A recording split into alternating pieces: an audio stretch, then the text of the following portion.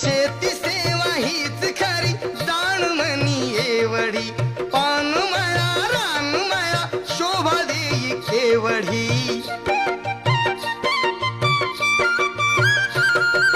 शेती सेवा हीच खरी जाण म्हणी एवढी पान मळा रान मळा शोभा देई केवढी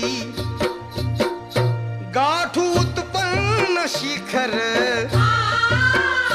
आम्ही देवान कणखर अर काळ्या आईची चाकर आम्ही धरणीची लेकर काळ्या आईची चाकर आम्ही